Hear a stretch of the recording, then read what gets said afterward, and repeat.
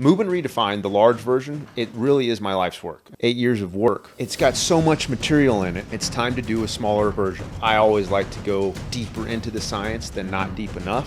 What's cool about this, and I want to just throw this out there right now, this book is free. I like to ask, what is the goal? Yeah. What is the main reason why you're doing this thing, right? I want to change as many lives as possible. I want to have the biggest impact. I had never thought I would be giving away free books, especially when it comes to like the stuff that's in Movement Redefined. You put a lot of time in it. Guys, welcome to the Right Angle Podcast. I am extremely stoked and very pumped. I hope my co-host, Jonathan Moore, is just as pumped and stoked Very as I pumped. Are you? Yeah, we've been looking for this for a long time. Oh, yeah. We've been talking excited, a lot man. about it. I'm For very sure. excited. For sure. It's been a big build up to this. You know, we've had different interviews with people, different athletes, had you on, had some of my pro athletes on. So it's just been kind of building. But this is a little bit different tonight because this is a bit of a momentous occasion because it coincides with something else that's happening today/tonight.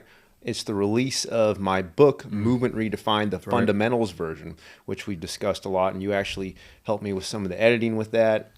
But I definitely want to talk a little bit tonight and have the audience kind of have an understanding of how that book came to be, both the big version, the original version, and also this smaller version that's kind of an add-on so that people can see like, okay, what's been the process of these training methods? How did they come about? How have they evolved over the years? How have we modified things? How have we adhered to the same principles of what I was doing 5, 6, 7 years ago? And people, I think they already know how long we've been training together now. Almost 9 years. 9 years? Almost 9 years. Yep, 2016 is when we began. So that's interesting because the original book, Movement Redefined, the big one, that's my 600-page book. Right. That came out around 7 years ago. So we started training before the big book came out, which is cool. I'm the reason why you started. I know, right? Go. Exactly. So that book had and still has a lot of incredible feedback. People writing in almost daily saying, "Hey, this book kind of changed their life in terms of fitness and training and their body mechanics and joint pain and all that." Because it's basically like, you know, if you don't have access to one of us training you, it's like, well, they have to get some resource or material so they can do it on their own. And I think the book has been the most advantageous tool to help people kind of appropriate some of these methods with the 90-degree training and all that. But one of the things that I've noticed over the years, and even you kind of made some comments to me over some of our training sessions, like, man, that book is awesome. It's 600 pages, just packed and jammed with so much. One night. Yeah, exactly. It's an easy read, quick read, right? Yeah. It's anything but that, right? Yeah. It's pretty in depth, some pretty rigorous reading that has a lot of science, but obviously I took the science and turned it into practical application in the book, so it does make sense. But I think a lot of people over the years have mentioned, hey, do you plan on coming out with another book or a different edition or rendition of it that's maybe a little bit more condensed, more simplified for the general lay audience, not just not just a personal trainer. Like for you, like reading the big book, like, hey, that's interesting because you're getting you're working on your master's in kinesiology, you're into exercise science, you're a personal trainer and strength coach. So it's like, hey, you like all that. You want the details. But I think a lot of people, especially just like for general fitness enthusiasts who aren't as worried about the deep science, they just want a little bit more direct, yes, a little bit more to the point. The point. And that's what people want, yeah. right? Well, a lot of people. I should say maybe 80, 90% of the audience, they want that. Right. And we were talking about that when I was doing the smaller version of this, because I basically said, okay, 2 years ago, I said, okay, it's time to do a smaller version. I call it Baby Movement Redefined. It's the baby version, right? It's kind of the fundamentals. That's why it's called Movement Redefined Fundamentals. And it's simplifying it down to the most important elements of the training method so that people can basically go through this. Honestly, this is a few hour read, this book. It's like 70 pages. And you helped me get it down. Shorten it again. Yeah, we shortened it. Like I remember you read it. I shortened it, and it was not condensed enough. You were like, dude, this is great, but I think for what you're trying to do and trying to reach as many people as possible, not just personal trainers, not just physical therapists, but you're trying to reach as many people, just general populations, athletes, whoever it is. Like, it needs to be more simplified. And at first I was like, oh man, nah, like, I always kind of kick it a little bit when somebody tells me That's right, something like that. You remember my response? I was like, Yeah. I don't know. I couldn't tell by your response. You're like, interesting. I'll think about it. But yeah, for sure. Internally, I was fighting that a little bit because in my mind, like, I always like to go deeper into the science than not deep enough. But I think for most people, which is good. Which is good. Great. But for the time and the situation, it's very interesting. It's like as if you were to train a client. Right. First thing you want to do, you're not going to go deep into all the stuff. Very basic level 101, feet, core posture. Go from there. It's the same kind of analogy. I think it was that analogy that you told me. I remember we were driving in the car, and you mentioned that. You're like, how would you prepare, or how would you present this to a client or an athlete? How would you present your methods to an athlete? Would this be too much science? This version that, remember, like the in-between version that I thought was done, and you're like, it's too much? Or would this be over their head? Like, how would you feel for one of your pro athletes reading this? I'm like, yep, good point. It's too much. And so that kind of sparked the development of this new one, or the smaller version that's more condensed and that's an easier read. And what's cool about this, and I want to just throw this out there right now, is that this book is free. I don't think a lot of people were ready for that or prepared for me to be offering all this material, because this Movement Redefined, the large version, it really is my life's work, and I've told you that, right? I mean, it includes everything. Incredible. It's amazing.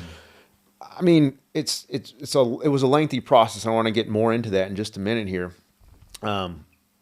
but it's got so much material in it, but it's also all the stuff that we do. It's like if somebody messages me and they say, hey, what resource or what book or what program kind of has all of your methods? It's Movement Redefined. This is the book that has it all in there. And so for me to kind of, make a smaller version that's more easy to digest and say, hey guys, this is free. There's no strings attached.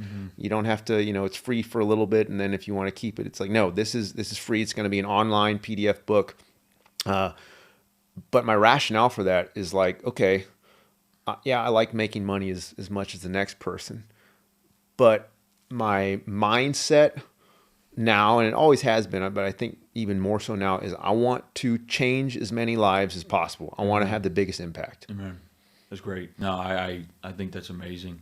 And I think that's where you're going to start, is from going to that kind of ground level and then coming up. And then eventually, people are just going to be bought into it more. They're going to be understanding it. And then if they continue to follow, they're going to want to dive deeper into that and things like that. So I think this is the right way to go. Yeah, I just don't want there to be any barriers to entry. I don't want someone to think like, oh man, like your training methods are so interesting. And, even if I charge $15 for this book, a lot of people that might just be enough where it's like, maybe not. I don't feel like putting my credit card in. I just don't feel like, great. There is nothing they have to do. They just have to go to the website, download it. They have to go to advancedhumanperformance.com, and it's free. I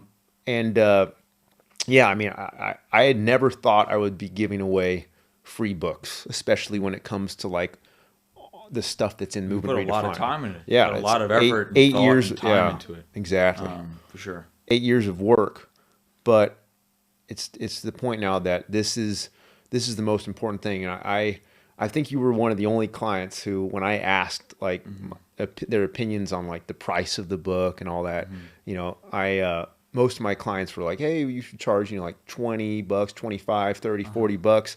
And when you said, dude, you got to do it for free, I was like, whoa, like, I could tell from that response, there's a little bit more. You're like, wait a minute, what are you talking about? And I was with that process a little bit. Like, I think you should go for free, I think that's going to get the bigger buy-in, and then people really follow. Well, hey, if just 10% more people read this and it impacts 10% more people, then it will be worth it. But I think it has the ability, hopefully, to attract so much more people, because it's like, this is a free resource. There's no strings attached. I keep saying that because I'm not trying to get anything out of this. We're not trying to get anything out of this other than to help people's bodies to change their lives. There you go. And that's one thing I tell you, whether we're talking about the training, we're here, whatever we're doing. I like to ask, what is the goal? Yeah. What is the main reason why you're doing this thing, right? And it's like to help as many people as we can, Yeah. to transform people's, health, life, and everything else involved. Exactly. So I think that's one of the key ways to do that. So Yeah. that's Because great. when I had made the decision finally to go with this as being a free resource, and I told some of my clients and even friends and family too, they were like, you sure? Like, you're going to lose a lot of money here. I mean, you have the potential to, if 40,000 people, 50,000 people pay this amount, like, imagine all the money you're leaving on the table. And I had to come to grips with that. But it, like you said, it doesn't matter. Even if it's friends or family, it's interesting though, how they're a little bit more engaged in it. Yeah. They're like, oh, wow, it's for free. And then they want to know more. They ask you more questions. It just kind of sparks a little bit more interest, I think, whether it be close family, friends, and obviously other people as well that are out there. So I think For sure. I think it's great. For sure. It's great. And, social media is always an interesting beast, interesting animal to deal with over the years. People throw a lot of shade saying that, hey, I just came up with this unique training method because I wanted to just make a buck here and there. Yeah, and, I know. So, like, I want to put that nail in the coffin. For sure. That's never been my rationale, okay? I tell anybody that for sure. But this hopefully drives that point home, that, like, I'm leaving potentially hundreds of thousands of dollars on the table to advance this message and to get it out there because I believe in it. I believe in these training methods because I've seen it work. I know you feel the same because this is, And this is great too. I think one thing that's great too, I'm chipping in here, is that there's so many people that think that your methods are extremely complex and this, that, and the other, and it's so like unnecessary. If you really bottle it down and you follow this book and you follow the protocols and everything else, you really realize how much more basic it is. Obviously, a lot of the stuff with Instagram and things like that, some of the really cool stuff that you have, people are like, oh, you got this, you got that. This is so complex. It's like, no, it's just a basic squat with this thing added to it. It's super basic. Hey, it's shocking to me. And if it's so simple. You have maybe the most basic training in terms of the methods and stuff. You just add on to that. Exactly. You add the other stuff on to that. But, No, dude, you are spot on. Like, if I wanted to come up with a unique system to like game people and to, make more money and show people like, oh, you need all these resources. You need me to train you. You need my books. And if you don't have them, like, I would have come up with something way more elaborate than just simple 90-degree joint angles. Because it's like, dude, 90-degree joint angles. So simple. You learn about that in fifth grade geometry. Yeah. It's like, no, that's like the optimal angle for so many things in life, whether it's engineering, whether it's biomechanics, whether it's physics. It's like, no, that's like so simple. And like I said, if I wanted to actually kind of pull the wool over people's eyes, I would have come up with something quite a bit more convoluted than this. But like you said, it's so simple. Posture, feet, core, 90 degrees. 90 degrees. And then the other stuff comes in. Exactly. But if you just remember those things, like, that's what it comes down That to. is that's the meat of it right there. Exactly. Yeah. And I think that's one thing that's good that people will, I think, start to realize a little bit more too, with the buy-in of this book, not buying the book, buy-in of the book, buy-in of the methods. They're going to realize it's very basic, and then you kind of go from there, and then you add the other stuff into the training. Well, I put this on social media a few times, but I always say that the 90-degree method is the easiest method in the world for training to learn. It's the hardest to master. Because it's like, dude, you can learn it within like 5 or 10 minutes. I mean, we have clients come in, just basic level, average, populations. We could teach to them in 10 minutes. What about my first session? Yeah. My very first session, yeah. 20 minutes in, my hip, I was like, wait a minute. I've never felt this good with, the hip injury and everything that I had going on. So off the bat, like you just said, I'm just chipping in. No, you're right. My perspective. You're right. You can feel benefits immediately. You can. Immediately. It's like a light switch. It's like something's dark. It's like you turn on the light switch. You can automatically see it. You see it. You see more clarity. It's like, okay, you turn on a muscle that had never been firing. It's like, whoa, something just like activated in my body. I can feel that. And that's the thing with the 90-degree principle. But like I said, even though it's super easy to learn, super easy to teach and coach, it's the hardest to master because no one will ever master it, right? I will never master it, not until I die, okay, and leave this earth and go into the the next life. But nobody's perfect. Nobody's perfect except one. God. Yeah, except one. Except God, right? Besides him, except nobody's God. perfect, So we can never reach perfection with this, but we got to continue to aspire to that level of perfection with our movement or in anything in life, but we're talking exercise right now. Here. Exactly. It doesn't stop, it keeps going. So if my movement used to be, on a scale of 1 to 10, if it was a 9, 5, 6 years ago, and each year it's been like a 9.1, 9.3, maybe now it's like a 9.5. Hopefully next year it's a 9.6. When I'm in my 70s, hopefully it's like a 9.99, and then probably will be. It probably will. You might not lift as much weight, but it's activation in your muscle function. I think exactly. So. I want to jump a little bit more into kind of the background of the book to show people like the process that I had to go through to get this book to come to fruition. And it's something that, like, I've been on a lot of podcasts with people, been on a guest for honestly dozens of podcasts. We've had a lot of interviews. We've had a lot of discussions about this on here.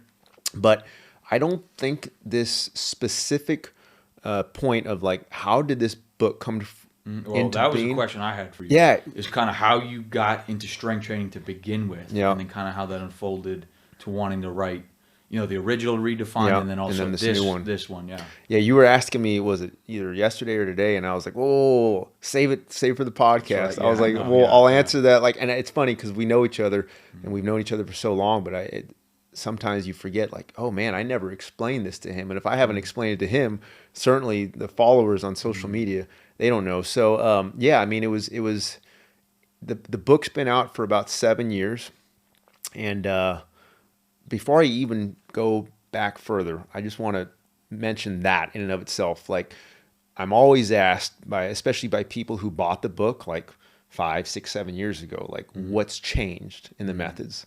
Okay, what's different? What have you altered? What have you like said? Hey, I was wrong about this. We've done this instead. I can honestly say that I haven't changed anything, yet I've changed everything. And I think you know what I'm getting at with this, right? For sure. The general principles are identical. Nothing has changed. What has changed is how adamantly I try to adhere to those now, and how relentless I am with, like, no, this is more truth than I even realized at the time.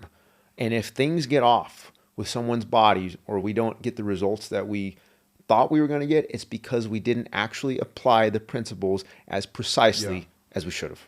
No doubt. That's what I'm getting at. And you've seen it, and that's why I want to bring this up, because we've been training for 9 years, and you've seen, hey, the general principles, the 90 degrees, the posture, the feet, the core, it's been the same from day one. Absolutely. That's never changed. That's like a lock. That's a fixed variable. Yeah, that's fixed like variable. It's truth. Truth doesn't change. Like, you're not changing the laws of gravity. You're not changing the laws of the human body.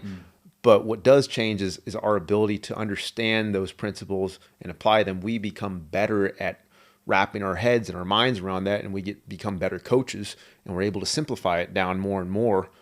And actually, as a result of simplifying it, the results are much better, and we actually perfect the techniques more than when they were more complicated. Yeah. And like I said, I think you've seen that with your body. So I say that for people who are like, oh, well, for the new version that just came out today, the free version, the smaller version, like, did you add anything? Did you change anything? Did you say, hey, I was wrong about this? Like, no, it's just reinforcing and re-emphasizing. And going deeper into it, yes. Going deeper into those same principles, those same cues, those same mechanics that hold optimal value in terms of the body. It's like realizing, this is optimal. This is what's best for the body. Let's not go in 5 feet deep into the pool. Let's go in 10 feet. Yes, let's go in 15. Let's go in deeper. Exactly. And then that's how we're going to learn more. Yeah. That's how we're going to master more. That's how we're going to affect more people and get them healthy and perform better. That's how more people are going to want to read the book. And that's just kind of the pursuit of excellence. Exactly. Right. No, that's true. It's like we've had to become more unwavering and uncompromising in our position on this, because it's like, no, it's truth, like I said, and you either accept it or you kind of accept it, or you're like, generally it's good. It's like, no, if it's truth, you adhere to it, and you are staunch in your position on it. I always tell you, it's like, now we're on the train tracks. Yes. Now we're on the right train tracks. As we're latched on, let's keep going. You know what I mean? And see what we can do. 100%. And just before we even, like I said, I want to go back and talk about how the book came to be, but like the posture, I think that's a good one to just talk about for people. Like, well, what do you mean you've become more like staunch in your mindset. It's like, well, I've always been a big fan of posture. I've always talked about posture. Day one we trained 9 years ago. That was the first thing we discussed, right? Posture, how important it is. I talk about it a ton in the big version of Movement Redefined. But fast forward now 7 years, and my position and beliefs on posture, it's rounded shoulders, head down, exactly, exactly.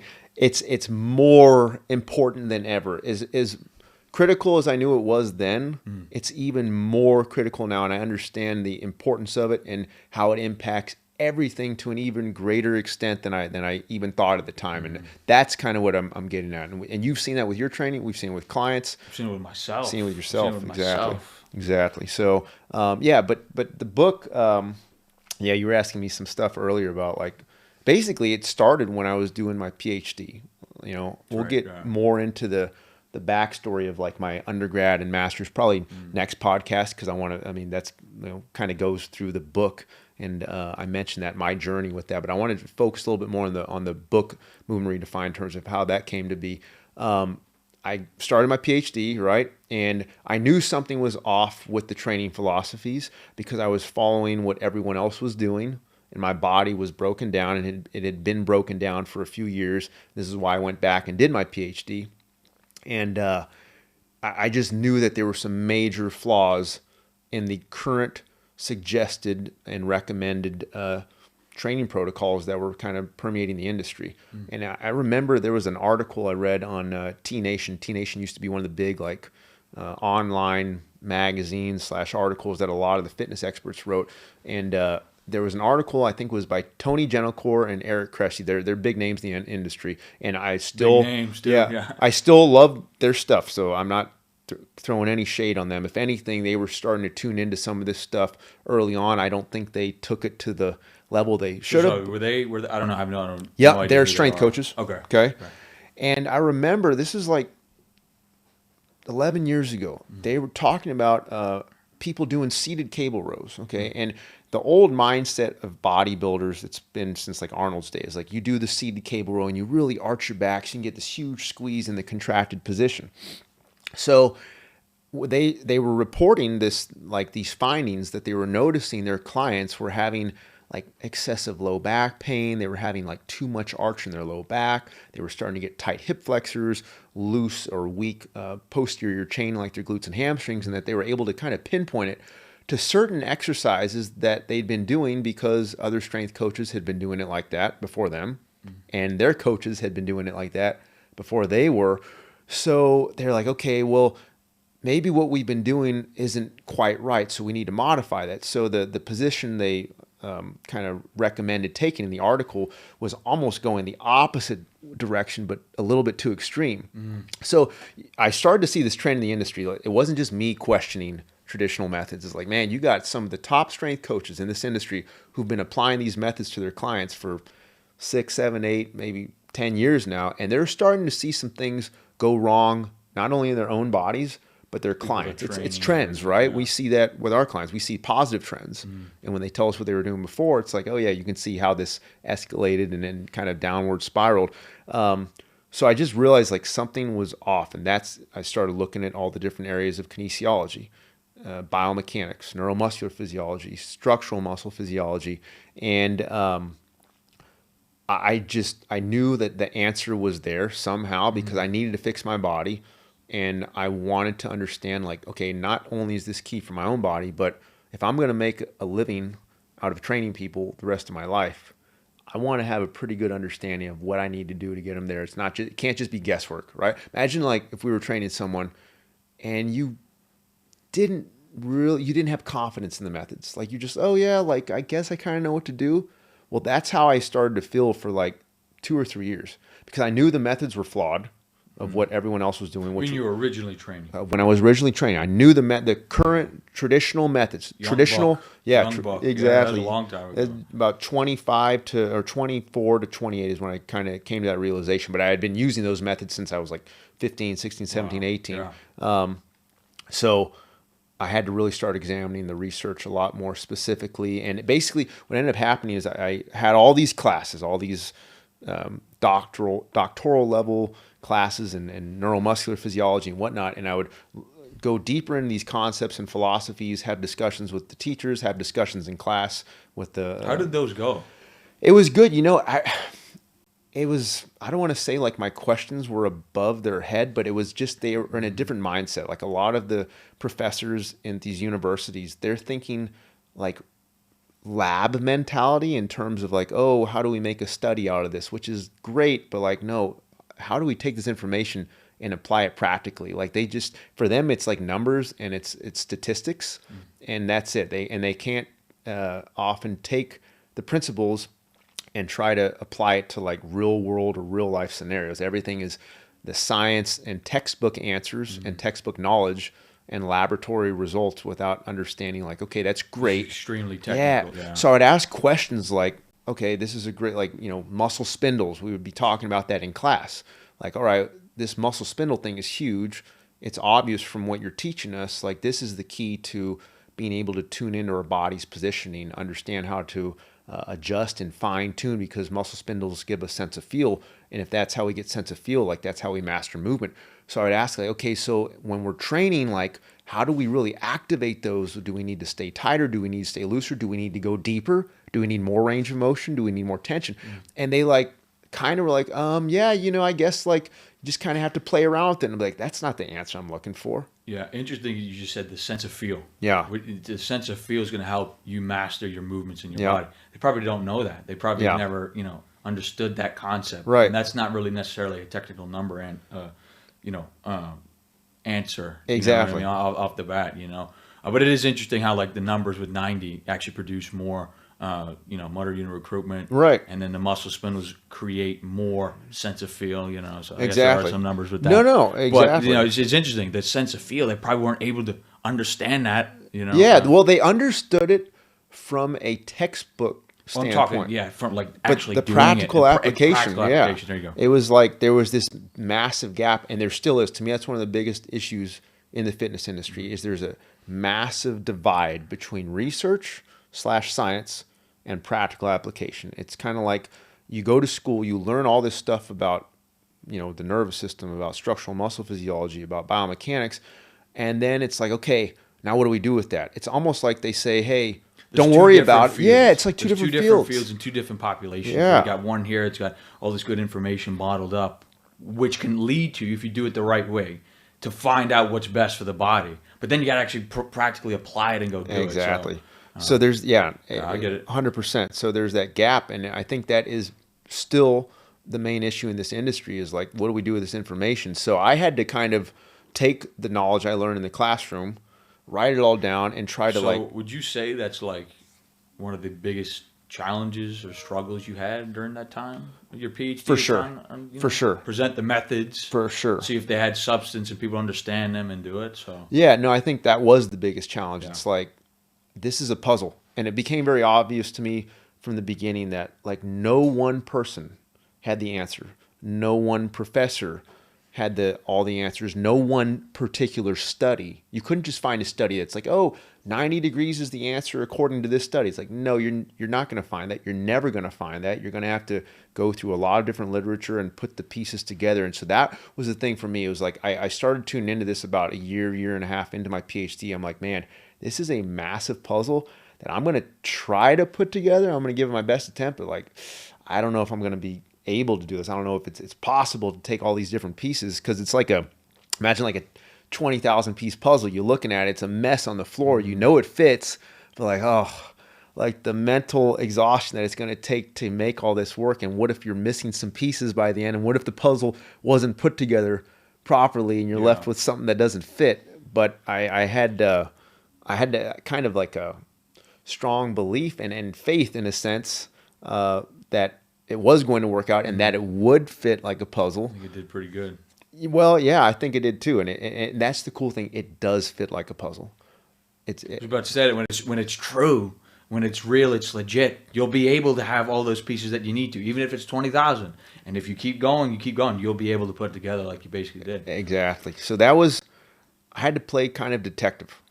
We've We talked talk about about that a that lot. so many Yeah, the times. detective Yeah, mode. yeah. But we have to do that with clients too, Yeah. right? You have to Yeah. look at their movement. Okay, Well, what's that just comes into the mechanics, yeah, as a prioritization over the programming, which exactly, a lot of people don't do. It's exactly, programming over mechanics, and then we just do the program to the bone and things like that. Programming is great; it has it's value for sure, but the mechanics override that. And I think you exactly. really do a great job of Well, presenting I that. think, like you said, that's where you got to play detective is in the mechanics. Hmm. The programming, great, it's important, but the mechanics are huge. So for me, yeah, I think that's where it really was the challenge. But also, um, I was a big believer that if I was able to take the pieces of the puzzle in the science, I needed to make sure that it fit and worked in the practical setting because I was personal training quite a few hours during that time. I have been for like 21 years straight. I don't think I've ever really taken a break from it, which is good No because days off. no days Not one off. day Exactly. off. But, imagine learning this stuff in a class, trying to wrap your head around it, be like, muscle spindles. Okay, I want to try and activate those more so my clients can have better sense of feel. Literally, after that class ends, I'm in the gym, which is 2 minutes away at UGA Ramsey, and I'm like, okay, I got a client. She's been complaining about shoulder issues. Let's see if we can increase her muscle spindle activation and sense of feel so that she can fine tune her movement so she has less shoulder pain. So I'm like, okay, it's like trying to take Makes the sense to pieces, me. right? But you don't know like exactly how to make that happen. You just know, well, the secret is in these muscle spindles, or the secret is in these joint angles, or the secret's in this posture / foot mechanics. Like, how do you make it happen? So I think the biggest obstacle besides the puzzles of the science was the puzzles of the practical application, because what would happen with me, I think I talked to you about this before, is like when I started seeing some of the stuff on 90 degrees, I thought that a parallel squat was 90, right? Because like that's what everyone in the industry had been saying for so many years, like, oh, parallel 90 is the same thing, and it wasn't. So and I think It's not. it's not. There you Yeah, go. it's Yeah. not. It's not. It wasn't then. It's not now.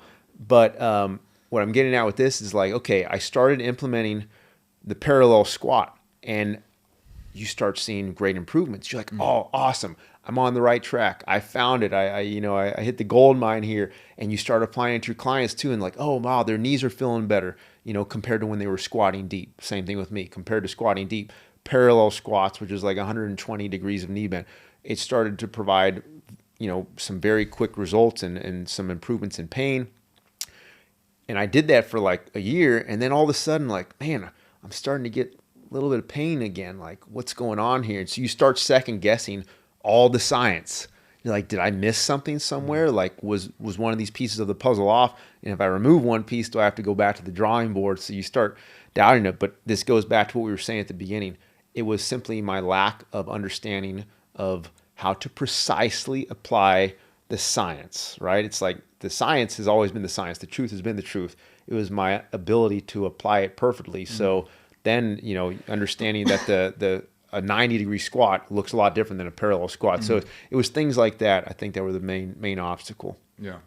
Yeah, but I mean, the whole thing was such a process of continuous trial and error and going back to the science, going back to the drawing board. It was just a crazy journey that was like it was very exhausting. Speaking of the journey, and your journey with all this going on, your PhD and the 90-degree method, I wanted to know kind of how the spiritual journey was playing in this whole journey and everything else in your life at the time. Yeah. How I was mentioned that a little bit in the book, Right, exactly. and I we wanted talked to about it a bring that little up. bit. But yeah, it was very interesting because this process of kind of questioning everything that I had been taught in the field of exercise science and kinesiology, and like going back to the foundational principles and like, man, is this really true? Is this right? Is this actually like how it's supposed to be, or are there some flaws here? I found myself on a parallel kind of spiritual quest of re-examining and re-evaluating my own spiritual beliefs and my own faith. Like, am I believing certain things about, faith and about God because I was taught this way and because other people believe this? Or am I believing this because it's truth? Am I believing this because there's substance to it and this is fact and this is what I know to be true? So I had to kind of do a deep dive into that. And literally, this was happening at the same time. So it's interesting. It wasn't just like a physical battle and a physical journey. Like it was as So much you're mental. saying they were essentially aligning. They were The aligned. same parallel lines a They little were bit? totally. Yeah. It was totally, and like I said, it was a mental battle because of like not just physically having to go through this trial and error and fixing my body, which was very painful, but the mental kind of fortitude of having to like put all this together and like, okay, no one else is giving me answers here, but then this spiritual part that I know went hand in hand, and so I think it was just very cool to see that, and it just kind of it blows my mind now that I look back at it that they actually did align and that I had to do the same thing with my spiritual beliefs. I had to go back and make those beliefs my own, not this is what I believe because I was brought up this way or people in my family or this is, I'm, Jewish or I'm Christian. Like this is how I'm supposed to believe. It's like, no. What's truth? I want truth. I don't care what that means. I don't care if I have to completely abandon everything else that I've learned. Right. And that's the process I had to get to with the strength training stuff. It's like, I don't care if everything I've learned, I don't care if everything I've been taught and everything I've applied and everything I've taught my clients, I don't care if it was one big fat lie. If I have to accept that, then so be it. I want the truth. I want to get there. And I want to be able to move on with that. Yeah. So it was the same. It was the same spiritually for me, and I think we'll get more into that in the future because I'm sure the audience wants to know a little bit more about that. But great. That's really cool. Right.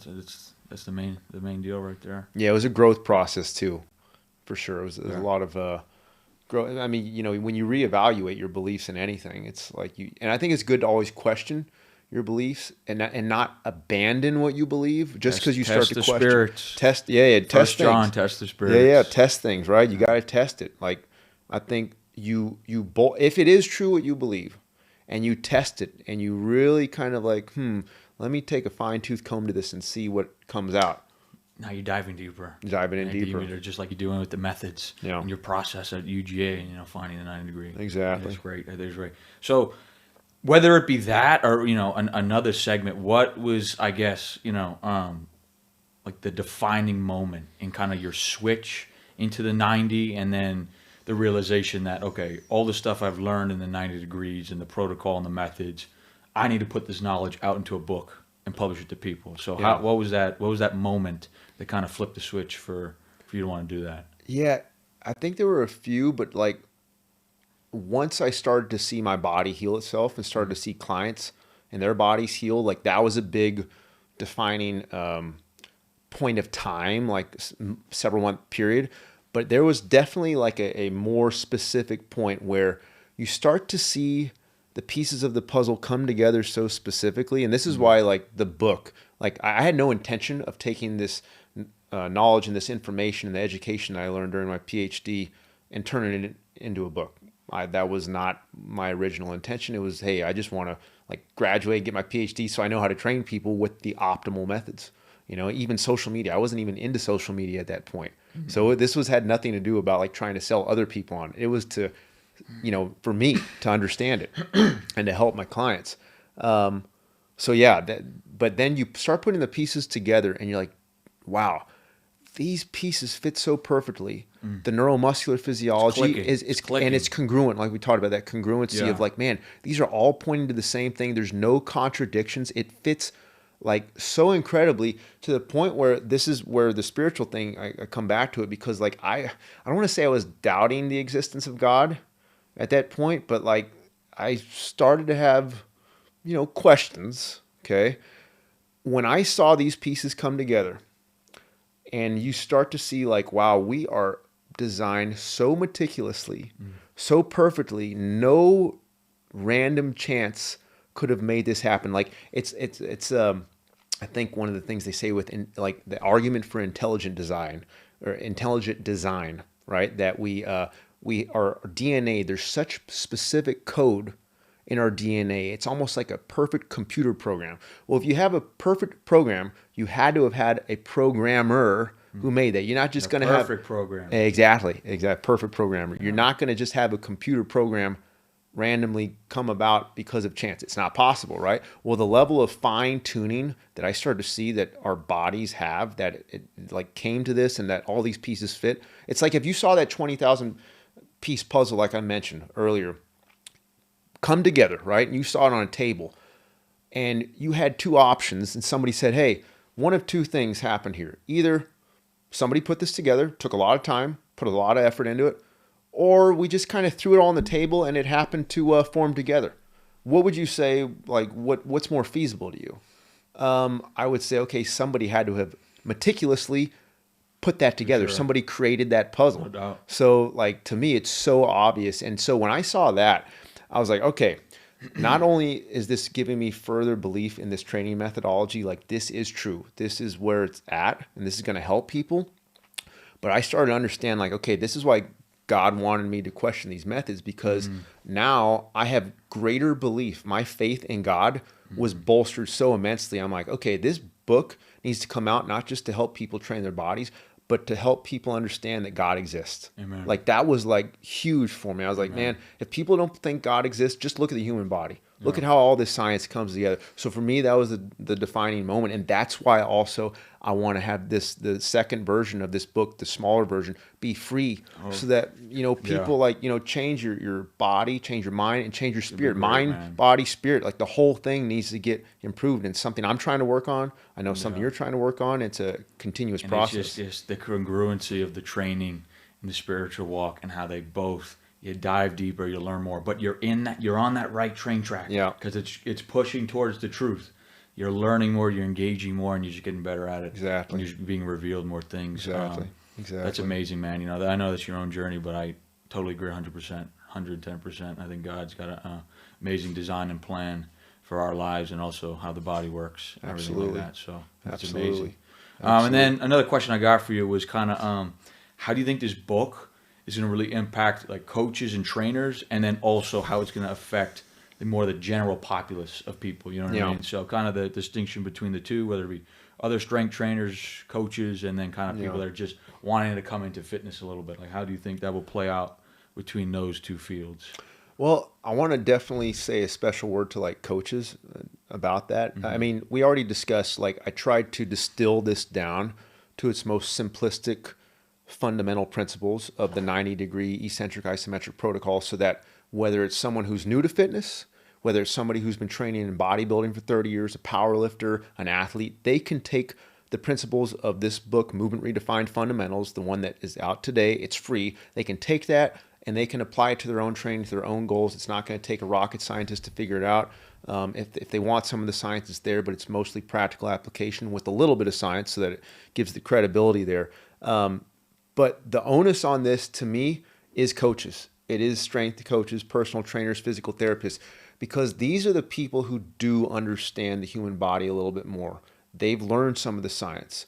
So everything that I presented with, things like the length-tension relationship, elastic energy, principles of biomechanics, principles of proprioception, these people, the coaches and trainers, the therapists, they've learned this stuff. Yeah. So they know this is true, and they have the ability to change this industry. And this is why I want this to get out here. I don't want to just change a few lives. I want to change this industry, because the industry, in my opinion, right now, yes, it's helping people, and some people's bodies are improving, but it's also creating a lot of damage. A lot of injuries we see are because of the training methods that personal trainers and fitness influencers are pushing. And one thing with that is that a lot of the times, obviously, it's not going to happen that first time you do it. It's kind of a snowball in that continuum, and then eventually things happen, people get hurt, things like that. If Exactly. That makes sense. So, we talked about that. When people get hurt, it's like, oh, I got hurt because I did that one time, that one rep, that one exercise. Right. No, it's been a build-up. Exactly. It's been a build-up, Exactly. And then well, people will say, hey, look, I squatted ass to grass. I squatted deep yesterday. My body feels fine. See, you're wrong. It's like, no. It's like saying you smoked a cigarette and you didn't get lung cancer. It's like, just wait. You keep doing that, it's going to build up. It might take weeks, months, years. But at some point, if you're damaging your body at a micro level, it's going to show up in a bigger way. So I feel like there's a level of responsibility on coaches and for sure, therapists and trainers here that, like, you guys need to look at these methods. Like I said, I've distilled this down. It's free. They have no reason to not look at it. If they choose not to look at this now and not download this free book, it's because they choose to deny truth and they choose to deny reality, which some people, that is how they operate, unfortunately. But at this point, there's really no excuse. And if you doubt my methods, and you doubt these methods we're talking about, great, but at least make sure you're right and make sure I'm wrong, right? It's like, if you want to know 100%, like, make it so solidified that your belief in your training methods and your unbelief in mine are even more secure. Yeah. Okay, so read my book and tell me where I'm wrong. Sure. Where you're wrong. I was just about to say that. It's like when it comes to the methods and the 90-degree stuff, when other people do those other methods and things like that, like, for me, when I see people doing it, like, I don't like, oh man, I can't believe you're doing that. I get on. Right. Yeah, you do what you want to do. Right. But if you were to come to me, and I know if you were to come to me and ask me, I would present these things, and I believe that that they're the truth and things like that. So yeah, I mean, own your beliefs, buy into your own beliefs, and believe your own beliefs if you actually think they're true. Right.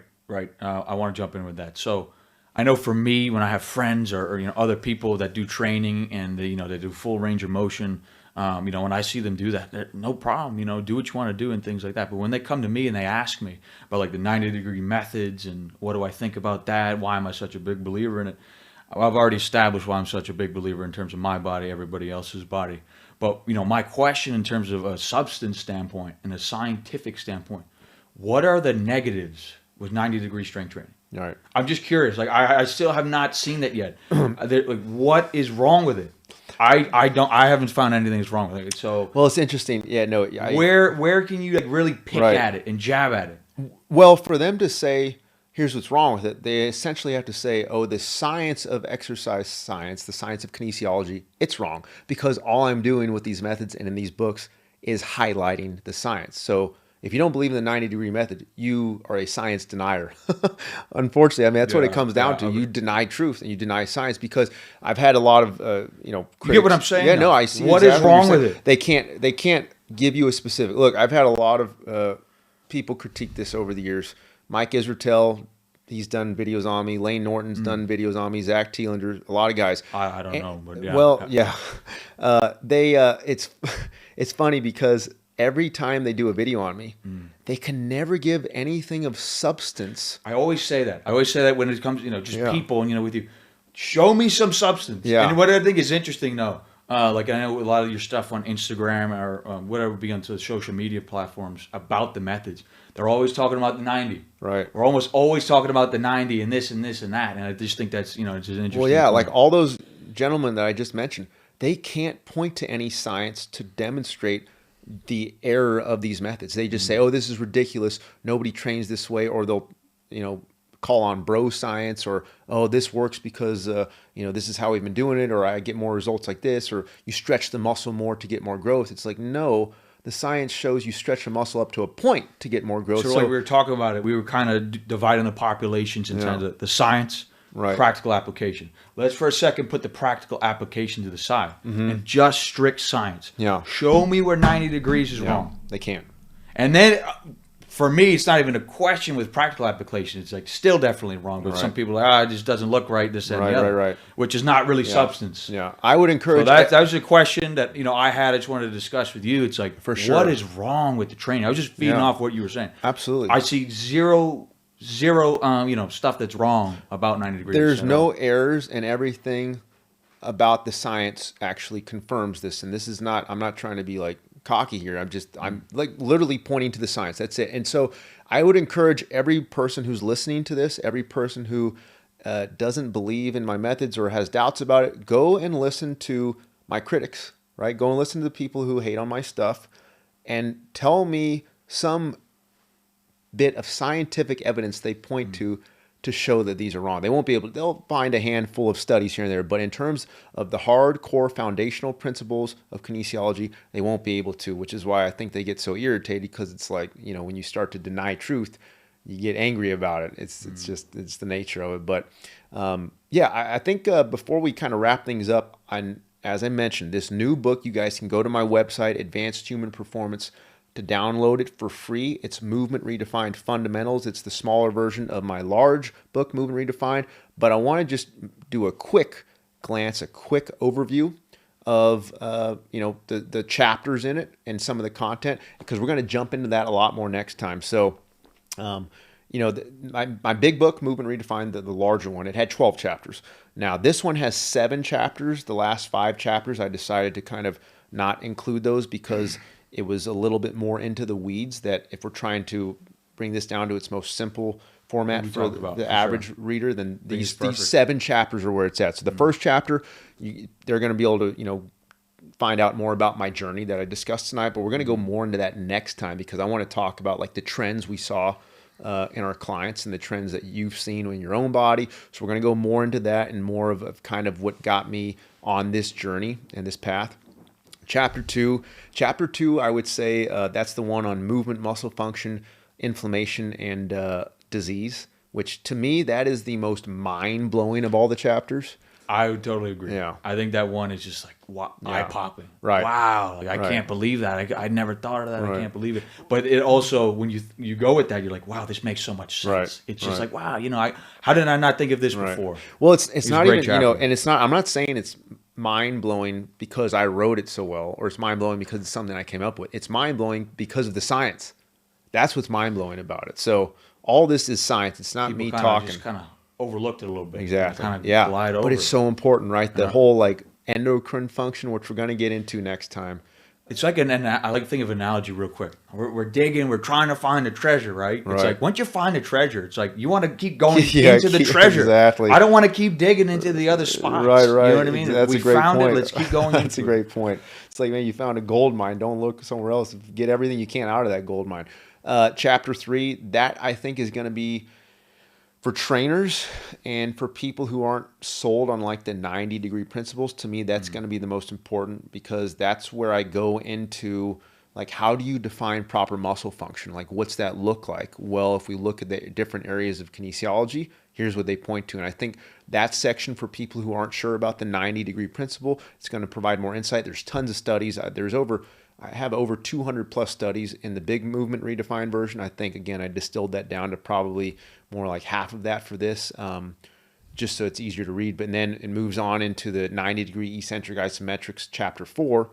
And that's pretty simple. That's just showing the reader like, hey, if you want to try to apply these methods practically, here's what that's going to look like. Just kind of a simple instructional layout and step-by-step. Here's what a 90-degree eccentric isometric rep looks like when you're doing your workouts.